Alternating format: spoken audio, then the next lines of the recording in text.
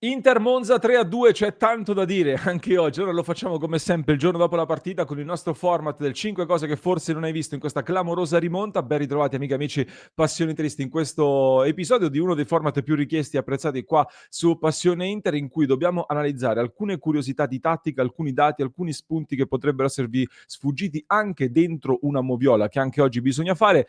Ma oggi vorrei partire come primo punto di questa analisi da quello che è stato il trattamento mediatico di questa vittoria dell'Inter, un Inter che rimonta dal 2-0 fino al 3-2 e mediaticamente come viene raccontata questa vittoria. Partiamo dalle prime pagine che poi indirizzano spesso i commenti di tanti interisti e non solo, sia nel racconto della gara che poi inevitabilmente gara dopo gara anche di tutte le stagioni. La Gazzetta dello Sport, la paura fa più 4 con il riferimento al più 4 in classifica sul Napoli che giocherà oggi, mi incuriosisce, ecco, come venga sottolineato che il thriller a San Siro da 2-0 a 3-2 con autorete dentro per 1 millimetro. Proprio come voler dire, ecco, l'Inter è stata anche fortunata sostanzialmente a ribaltare questo risultato. Sul Corriere dello Sport, si parla di interminabile, un Inter che soffre col Monza, ma allunga sul Napoli, e sul tema della sofferenza tra poco ci torneremo. Su Tutto Sport faccio questo esercizio, non vi dico cosa c'è scritto, per chi ci segue su YouTube fate uno screenshot, provate a zoomare e ditemi se trovate che cosa c'è scritto sulla partita dell'Inter, e lascio a voi i commenti di questo quotidiano nazionale tra molte virgolette. Ma continuando sul sito della Gazzetta, leggiamo che Inter dopo Napoli un altro segnale d'allarme. Questa vittoria per l'Inter è un segnale d'allarme, mentre il Milan, che da 2-0 ribaltato fino al 3-2 il Lecce, quindi chiaramente il nuovo Real Madrid, giustamente il Lecce, è un Milan di Conceição illogico ma non molla. Vedete come si possono cambiare un po' le narrazioni. La squadra una non molla, l'altra invece è un segnale d'allarme. Enrico Varriale poi, che dovrebbe essere super partes, ma abbiamo capito che è un po' come tutti i media, pende da un lato anti-interista. Nei commenti da 2-0, da 0-2 a 3-2 l'Inter rimonta il Monza con un grande secondo tempo dopo aver molto sofferto nel primo. Molto sofferto, successo meritato per la squadra di Inzaghi, anche se Zufferli nella ripresa agevola il pressing asfissiante dei neroazzurri, non fischiando mai per il Monza neanche falli evidenti. E qui poi sulla moviola ci torneremo alla fine. Io mi soffermerei però su quella che è stata il tema della sofferenza in questa partita. Son curioso di sapere quanti di voi pensano che l'Inter abbia, sofferto. Io non sono assolutamente d'accordo, perché quello dell'Inter è stato un dominio totale e, io sofferenza intendo partite in cui vieni bombardato come il secondo tempo di Napoli. Quello sì che è stato sofferenza, perché, ti sei chiuso dentro, che poi sofferenza, ecco, non è che abbiano avuto questa valanga di occasioni nitide, nemmeno il Napoli. Però partite in cui non riesci ad uscire dalla tua area di rigore, dove gli altri tirano, fanno tanti tiri. Ecco, la partita si chiude con 30 tiri dell'Inter e 13 calci d'angolo battuti. A me fa sorridere che se noi vinciamo una partita, come con l'Arsenal, dove l'avversario ha tanti tiri e tanti calci d'angolo, allora ci si lamenta: "Ah, ci hanno bombardato, non si può giocare così". Se poi invece dall'altro lato non riusciamo a vincere per sfortuna, eccetera, ma hai creato tantissime occasioni, eccetera, non va bene lo stesso, perché i numeri non servono, devi vincere le partite.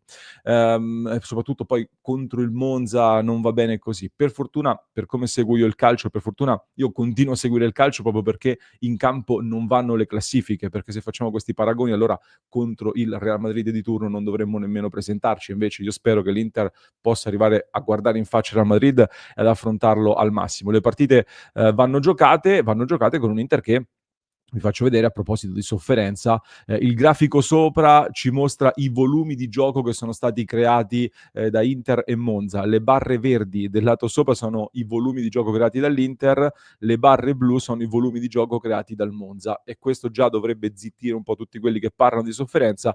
La seconda grafica sotto sono le zone di tiro, sembra, ecco, veramente un bombardamento quello dell'Inter, che da ogni punto ha tirato, come detto, più di 30 tiri in questa partita. Poi è evidente che il Monza, da quasi retrocesso contro di noi, poi ci ha messo anche qualcosina in più, si è visto proprio che anche a livello di furbizia, di astuzia, hanno perso tanto tempo, eccetera.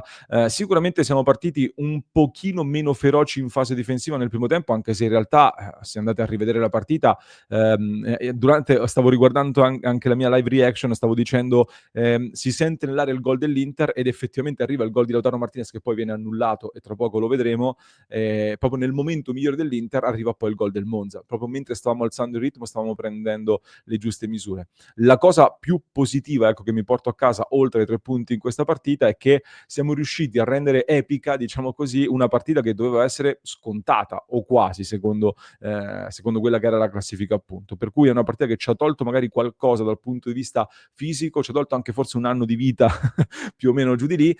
A livello mentale però sicuramente ci ha dato qualcosina in più e forse in questo momento conta ancora di più la testa rispetto alle gambe, che mi sembra, al di là di qualche infortunio che purtroppo stiamo pagando anche in questa partita, qualcosina a livello atletico sta ricominciando ad accendersi. Detto questo, secondo spunto che volevo darvi su questa partita, ricordandovi di iscrivervi al canale se non l'avete ancora fatto, mi raccomando, per continuare a supportare il nostro progetto, stiamo volando verso gli 80.000 iscritti, mi raccomando, clic sul tasto iscriviti, lasciate anche un mi piace, così fate girare i nostri contenuti di qualità che vi portiamo ogni giorno. La seconda considerazione che volevo fare con voi è su come l'Inter, ancora una volta sotto nel punteggio, come nel derby, cambia l'inerzia della partita e riesce poi a rimetterla in carreggiata sostituendo non degli attaccanti ma due difensori. E già lì vedevo in diretta tanti commenti su questa scelta, è stata una scelta secondo me molto sensata, visto che spesso si è criticato Inzaghi perché non cambia, e invece qua poi chiude col 3-4-3 o 3-4-1-2, tra poco ci arriviamo. Si dice che Inzaghi è prevedibile, fa sempre le stesse sostituzioni, eccetera, eccetera. In realtà, secondo me, ha letto molto bene il momento, a differenza di quello che dicono in tanti, perché Pavard e De Vrij non stavano facendo benissimo nel primo tempo e forse sul gol hanno qualche responsabilità. Acerbi da terzo a sinistra, come a Rotterdam, a me non ha convinto, soprattutto contro una squadra che comunque si è organizzata bene come il Monza, e Bastoni, ecco, smaltita un po' quell'euforia della novità in Champions League, da quinto è stato in questo caso meno efficace. Quindi questa serie di situazioni che hanno limitato un po' la prima costruzione dell'Inter sono state risolte con un doppio cambio, con Carlos Augusto che sulla fascia non è stato precisissimo, ma comunque ha impensierito di più secondo me la difesa del Monza. Bastoni riportato dietro, è tornato il vero Bastoni. Acerbi al centro della difesa ha riorganizzato il reparto e Bissac rispetto a Pavard ti poteva dare qualcosa in più anche sui calci piazzati. Una lettura secondo me molto interessante in una partita così bloccata. Quindi l'Inter si è riposizionata bene, il gioco è continuato a crescere a livello di costruzione, anche se come, dicevamo nel momento di massima difficoltà, sull'1-2 il gol non arriva tanto da una costruzione che forse in alcuni momenti è stata fin troppo insistita, ma arriva anche da un tiro da fuori che l'Inter dovrebbe provare di più in queste situazioni qua, e come detto questo ha permesso di riequilibrare la partita. Poi è stato molto interessante secondo me che al momento, dell'infortunio di Zielinski, che purtroppo sembra un problema, importante, la scelta ricade su Correa. Correa che da mezzala, vi faccio vedere un dato, curiosità, ha fatto il 100% di passaggi riusciti, che su 21 passaggi, su 27 palloni toccati, è un buonissimo dato comunque. Buono l'impatto di Correa in questo ruolo, con l'Inter come detto passa dal 3-4-3 al 3-4-1-2, comunque molto interessante anche questa lettura.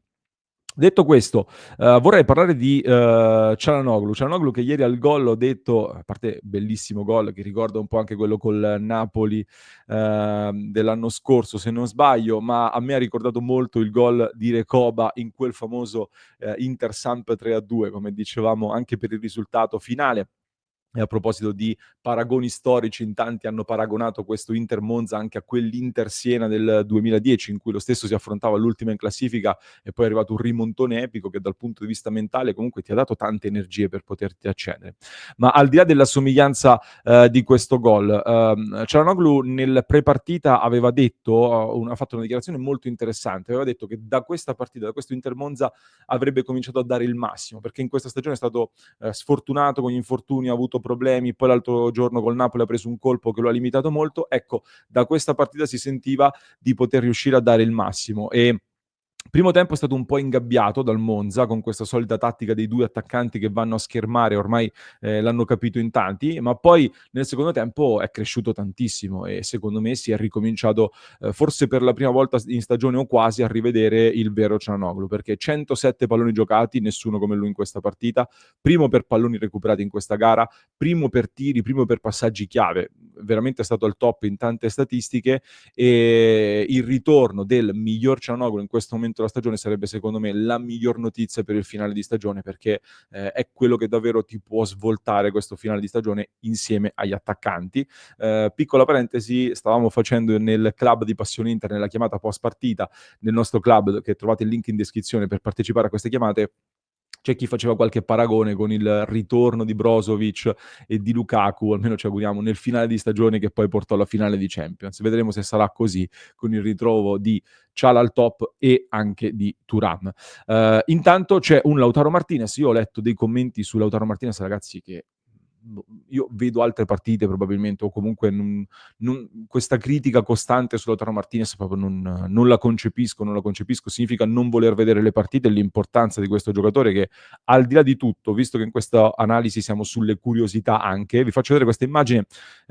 Io ho visto Lautaro Martinez toccarsi la coscia dopo il fischio finale. In realtà, riguardando la partita, lui anche al 93esimo minuto si sta toccando la coscia nella parte posteriore, eppure subito dopo questo suo toccarsi la coscia a centrocampo, 10 secondi dopo è al limite dell'area di rigore nostra, al 94esimo minuto, in scivolata va a recuperare un pallone importantissimo, poi fa ripartire l'ultima azione dell'Inter e guadagna tempo, guadagna campo e permette all'Inter di respirare nel momento in cui il Monza stava cercando di ributtarsi in avanti, e può succedere di tutto, può arrivare un 3-3 finale.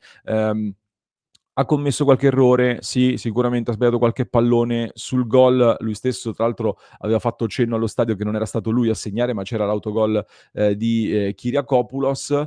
Io, ragazzi, però, come si fa a criticare un giocatore di questa generosità, di questa importanza, a livello proprio di leadership e di carisma dentro l'Inter? Francamente, fatico a capirlo, significa non capire questo sport, secondo me.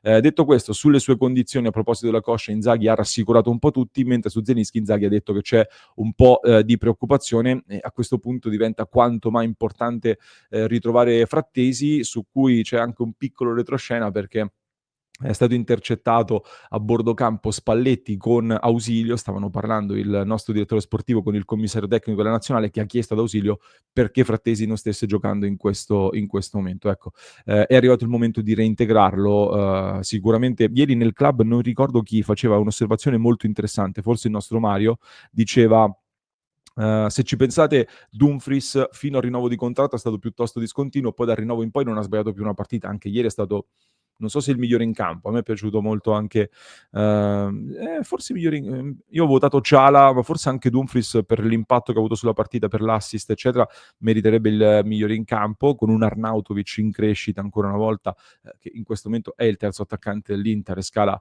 gerarchie sicuramente. Però ecco, da lì in poi non ha sbagliato più una partita. Frattesi sicuramente, dal caso di mercato, è poco tranquillo, poco sereno, e anche per questo ha perso posizioni, ma devi integrarlo in questo momento, a meno che non ti vuoi reinventare Correa mezzala, ma lascio decidere a voi se può essere un'opzione in campionato, visto che in Champions non c'è. Per chiudere su Inzaghi, poi dopo andiamo alla quinta osservazione. Mi ha molto gasato nel post partita, perché anche un po' in risposta a Conceição, che abbiamo demolito già noi l'altro giorno in video, ha detto che ha sbagliato a fare solo il gesto del 3 l'altro giorno in conferenza stampa, perché c'è anche il mondiale per club, quindi doveva fare il 4. Bravo Simone Inzaghi, che al contrario di quello che dicono in tanti che faticano a capire l'italiano e le varie conferenze, non ha detto faremo il triplete, ha detto quest'Inter punta ad andare in fondo in tutte le competizioni ed è in corsa in tutte le competizioni, a differenza di qualsiasi altra squadra italiana praticamente, e pochissime altre squadre europee sono a livello dell'Inter. Chiudiamo con la Moviola.